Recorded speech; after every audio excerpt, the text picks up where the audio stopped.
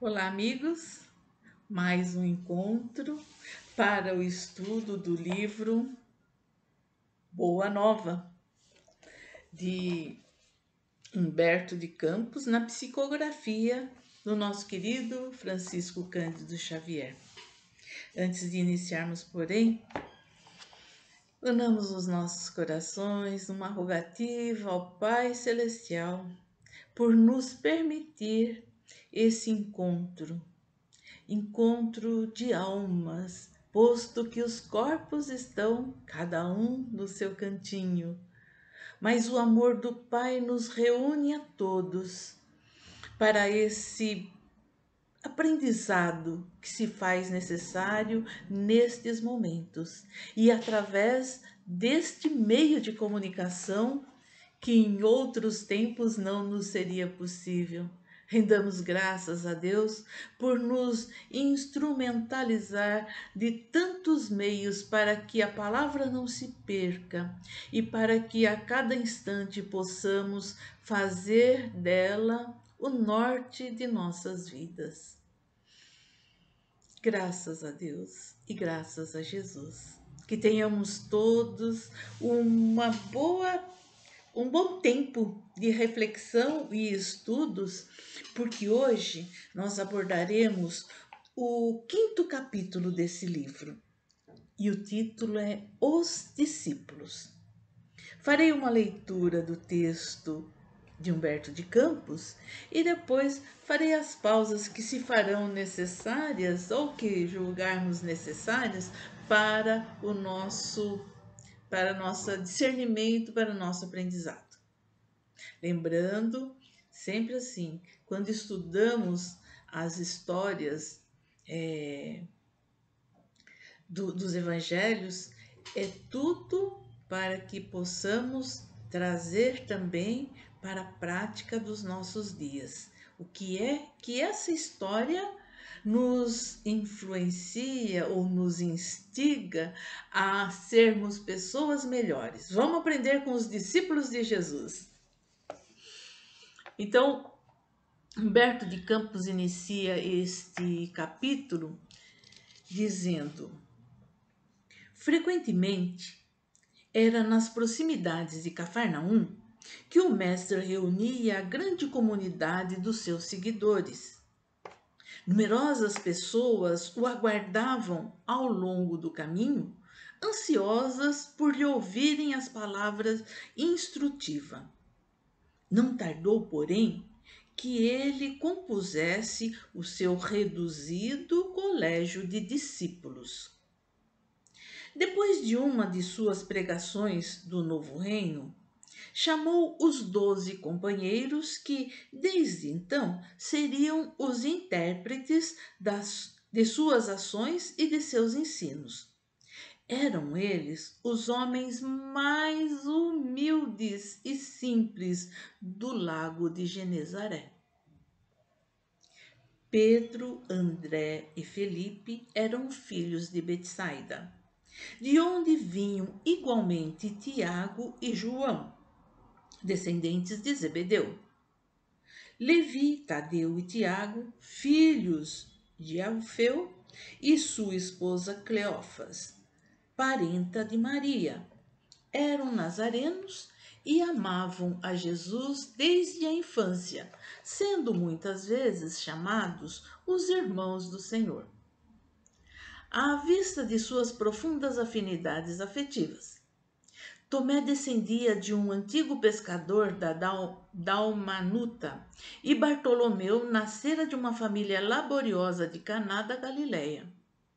Simão, mais tarde denominado o Zelote, deixara a terra de Canaã para dedicar-se à pescaria, e somente um deles, Judas, destoava um pouco desse concerto, pois nascera em Iscariotes e se consagrara ao pequeno comércio em Cafarnaum, onde vendia peixes e quinquilharias. O grupo reduzido de companheiros do Messias experimentou, a princípio, certas dificuldades para harmonizar-se. Pequeninas contendas geravam a separatividade entre eles. De vez em quando, o mestre os surpreendia em discussões inúteis sobre qual deles seria o maior no reino de Deus. De outras vezes, desejavam saber qual dentre todos revelava a sabedoria maior no campo dos evangelhos. Levi continuava os seus trabalhos da coletoria local, enquanto Judas prosseguia nos seus pequenos negócios, embora se reunissem diariamente aos demais companheiros. Os 10 outros viviam quase que constantemente com Jesus, junto às águas transparentes do Tiberíades, como se participassem de uma festa interessante de luz. Iniciando-se, entretanto, o período dos trabalhos ativos pela difusão da nova doutrina, o mestre reuniu os 12 em casa de Simão Pedro e lhes ministrou as primeiras instruções referentes ao grande apostolado. E aqui nós fazemos uma pausa, mesmo porque no livro Boa Nova, o próprio Humberto de Campos também ele faz uma pausa aqui, para repensarmos, para refletirmos a respeito disso que foi colocado aqui. Bom, uma das coisas que me intrigava há muito tempo atrás era assim, os discípulos de Jesus. O título deste capítulo é Os Discípulos. E por um tempo se falava os discípulos de Jesus, assim como Humberto de Campos está fazendo neste trecho. E mais adiante, nas Escrituras, se fala dos apóstolos. Olha que interessante. Seriam pessoas diferentes? Seriam as mesmas pessoas? É lógico que nós que lemos as Escrituras, que já lemos a Bíblia, né, o Novo Testamento, sabemos que se tratam das mesmas pessoas. Por que então, uma hora são chamados de discípulos e outra hora chamadas de apóstolos? Vejamos. Eu não vou tratar com vocês da questão etimológica da palavra discípulo ou da palavra apóstolo, mas pela origem, as duas palavras têm uma origem grega. Como eu não estudei grego, eu vou traduzir para vocês da maneira como eu entendi e certamente vocês poderão depois pesquisar direitinho para saber da etimologia das palavras e ver se isso está de acordo. Então eu considero assim, discípulos são sempre aqueles que estão no aprendizado. O aprendiz, o que está iniciando algum conhecimento, em algum conhecimento. Discípulo é aquele que consegue identificar uma ideia, uma tese e quer se aprofundar nela, então ele vai até o autor desta tese e busca o conhecimento de fonte segura. Então, o discípulo é aquele que está no aprendizado. E o apóstolo? O apóstolo, segundo a origem da palavra em grego, dizem que é aquele que é enviado, aquele que é destinado a fazer alguma coisa. Então eu entendo que enquanto estavam juntos com Jesus, estes 12 que foram selecionados naquela multidão de seguidores, conforme as Escrituras e conforme Humberto de Campos nos traz aqui, esses escolhidos, enquanto estavam com Jesus e ele ali junto deles, eles eram os aprendizes, os discípulos. Assim como nós somos discípulos de Jesus. Nós estamos aprendendo a sua lição de amor e tentando colocá-la na nossa vida e também traduzi-la para aqueles que estão aos nossos lados, ao nosso derredor, com quem convivemos. Então, discípulos, aprendizes e apóstolos, aqueles que são enviados numa missão, numa tarefa. E eu considero também que podemos dizer que a palavra apóstolos possa ser aplicada a esses 12 a partir do momento em que eles tiveram que aplicar toda a lição deixada pelo Mestre Jesus, independentemente se o Mestre estava ali do seu lado fisicamente ou não, porque em espírito nós sabemos que o Mestre não nos abandona, não é verdade? Então, a diferença é essa. Discípulo, você está ali junto com teu Mestre em aprendizado.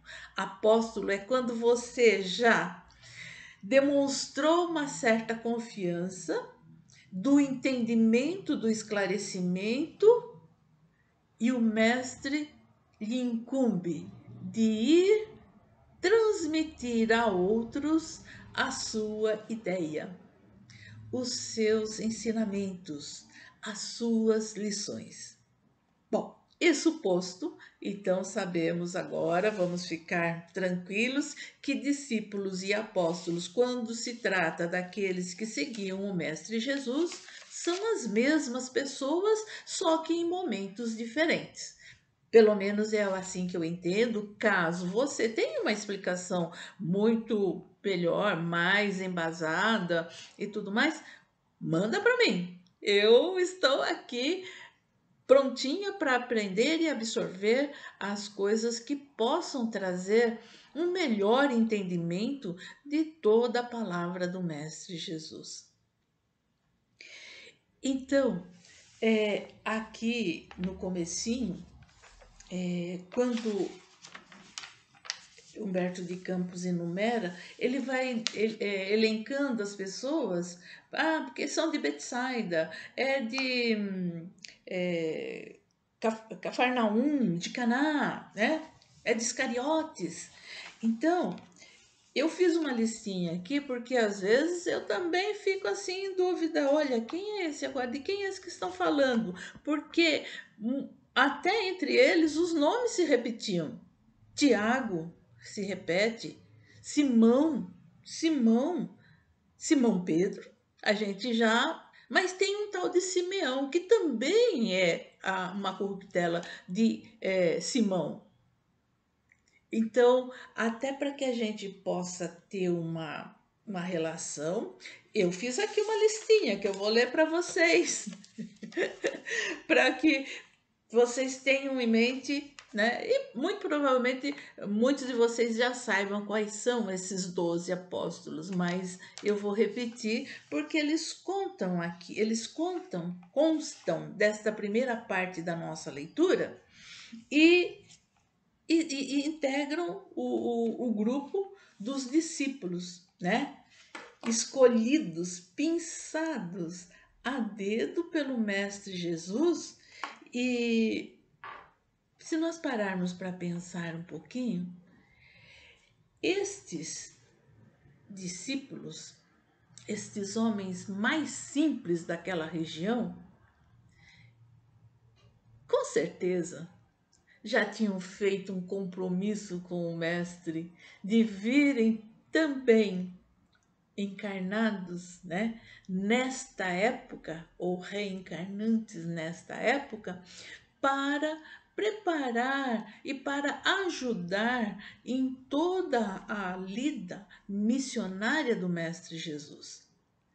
E então Jesus conhecia a cada um deles. Conhecia muito mais do que nós imaginamos. Conhecia o coração de cada um deles. E sabia perfeitamente com quem ele poderia contar. Então, eu vou elencar aqui uma ordem que me apareceu numa listagem aí, não na ordem que apareceu aqui pelo Humberto de Campos. O primeiro, Simão, né? Simão Pedro, o apóstolo Pedro, que Jesus falou assim: você é a pedra sobre a qual eu construirei esse reino.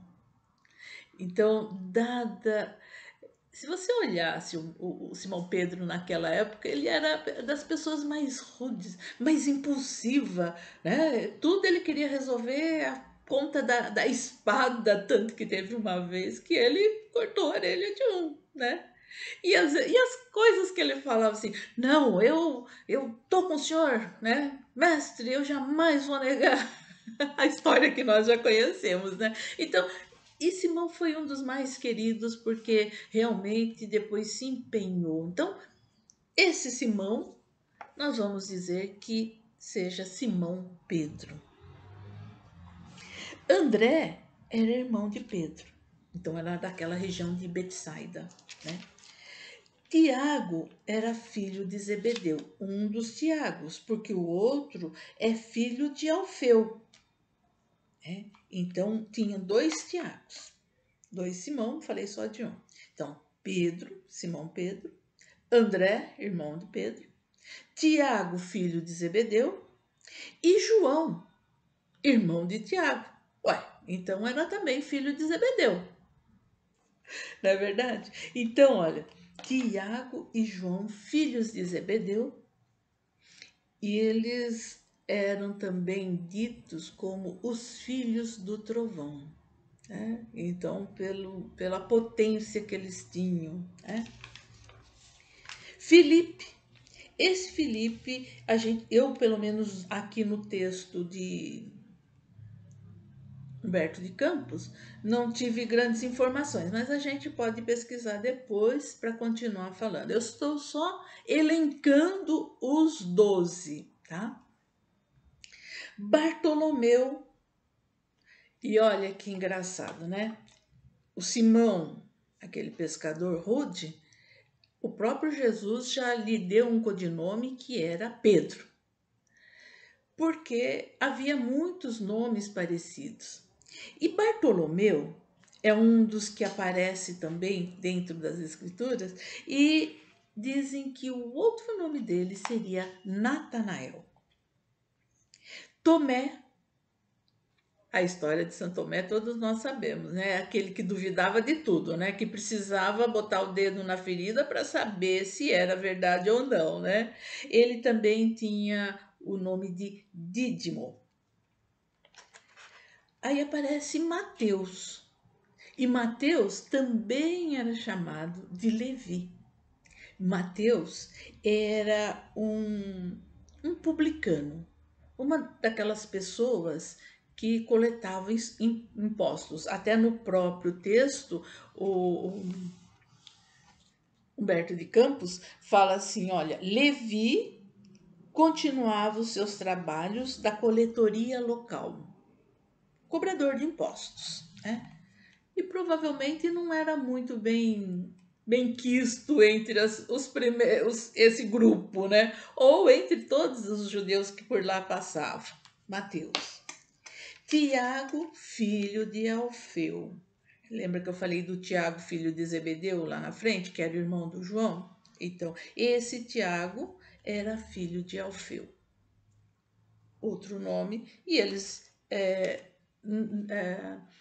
provavelmente eles se identificavam porque lá no Oriente sempre se fala o nome de tal filho de tal. Então sempre sabia de quem estava se referindo. Mas para nós aqui do Ocidente, às vezes fica meio difícil, mas é importante a gente saber que existiam nomes parecidos e a identificação era pelo sobrenome ou pela região de onde eles eram oriundos, de onde eles vinham, né? E aí vem um Judas, mas não é aquele de Iscariotes, é um Judas que também era chamado de Lebeu. E nós o conhecemos como Judas Tadeu. E o outro Simão, que na verdade era Simeão, tanto que nas escrituras aparece como Simeão, né? E esse Simão era chamado Zelote, por causa de uma questão política naquela região. Os zelotes eram aqueles que queriam urgentemente a separação de Israel de Roma, da dependência de Roma, né? Então, assim ele era conhecido, mas nas escrituras ele ficou como Simeão. E Judas Iscariotes. Iscariotes porque a região de onde ele vinha era Iscariotes.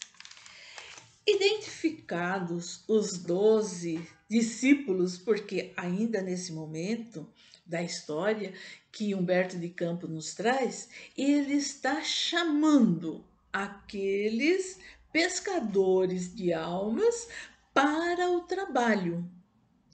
E vê que cada um deles continuavam nas suas lides diárias.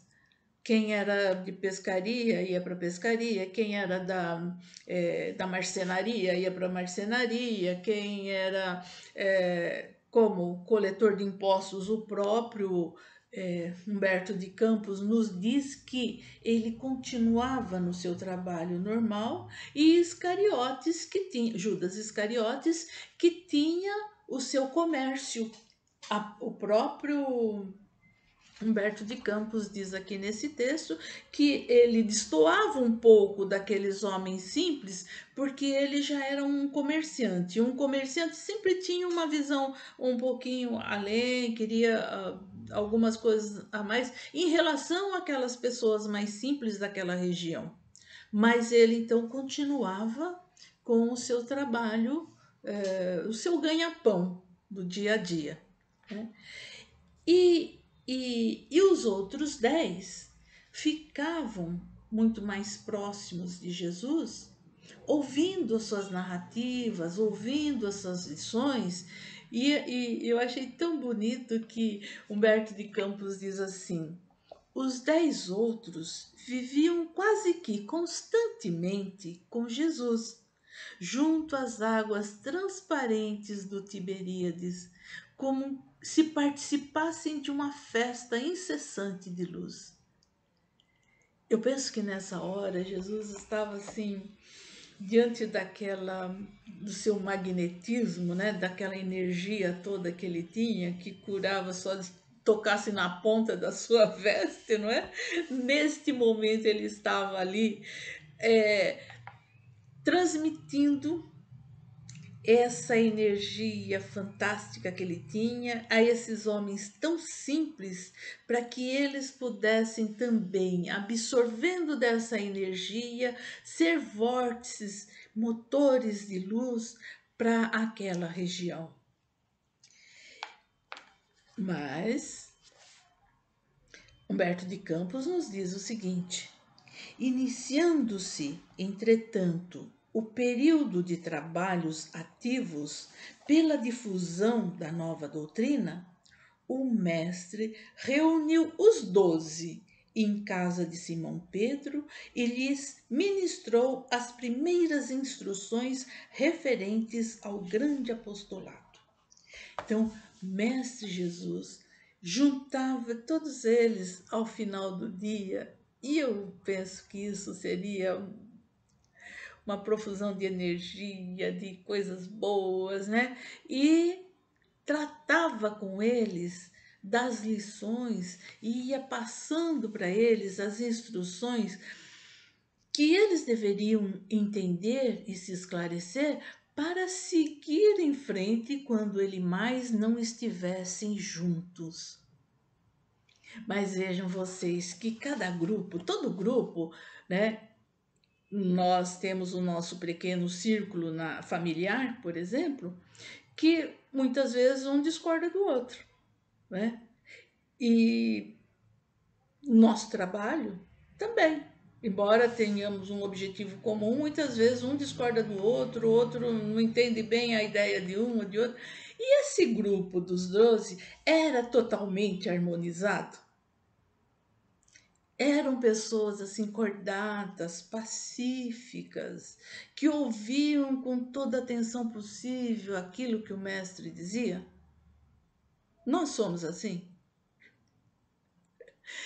Só faz 21 séculos que nós ouvimos a lição e ainda não nos aplicamos a ela, não é verdade? Imagine aqueles que estavam ouvindo essa lição pela primeira vez junto do mestre, ali, falando ao coração deles.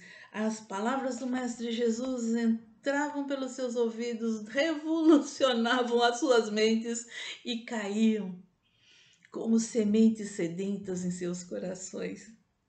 Mas veja que Humberto de Campos fala assim, ó, o reduzido grupo de companheiros do Messias experimentou a princípio certas dificuldades para harmonizar-se. Pequeninas contendas geravam separatividade entre eles. Só para dizer que eles eram humanos, tais quais nós, mas que se transformaram.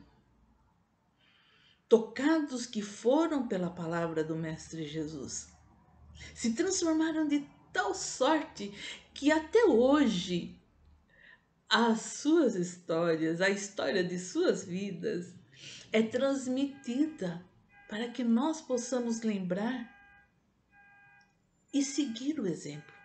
Como eu disse no começo, nos tornarmos pessoas melhores.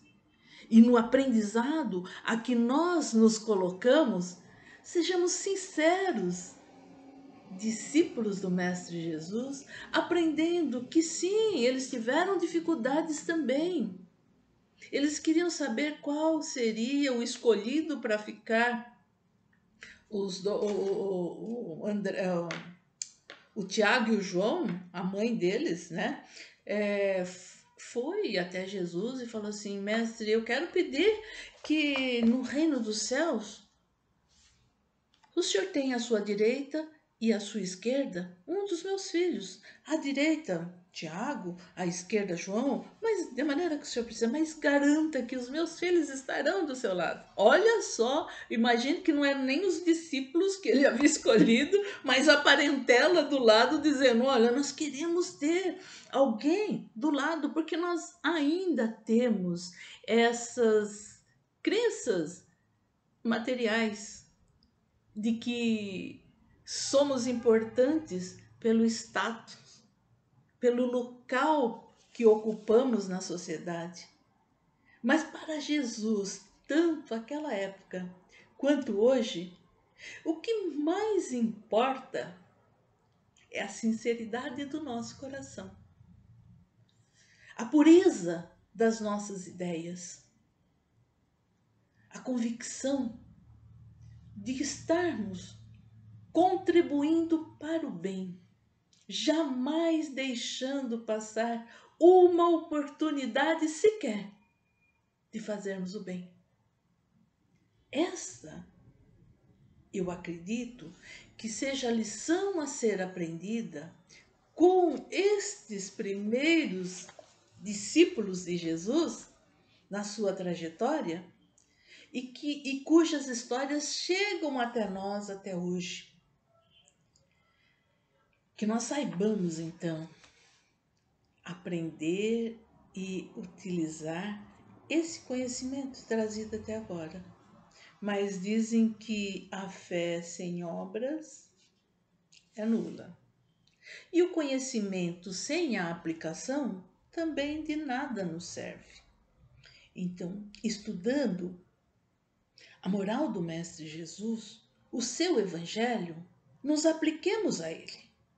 Estudemos com carinho, com atenção, com essa vontade que demonstram esses 12, tão simples, tão rudes, tão principiantes como nós no Evangelho do Mestre Jesus, mas que se dedicaram com firmeza, com afinco.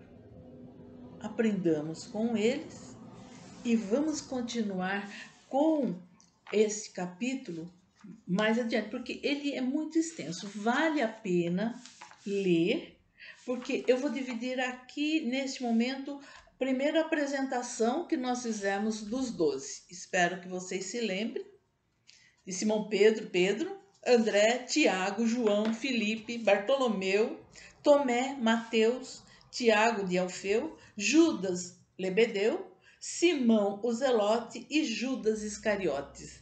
Estes são aquele primeiro grupo que, ao chamado de Jesus, acatou de imediato, não titubeou. E quantas vezes nós mesmos, tendo conhecimento, tendo estudado e lido o Evangelho, titubeamos na ação direta do bem? É preciso que partamos para a ação direta do bem, com sinceridade, com alegria e com muita fé e amor. E por falar nisso, é importante que a gente vibre pelas situações difíceis que nós encontramos. Então, a minha proposta hoje é que vibremos intensamente pela paz do mundo.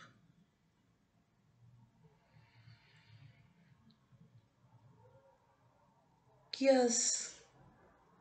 os países em conflito encontrem um mediador.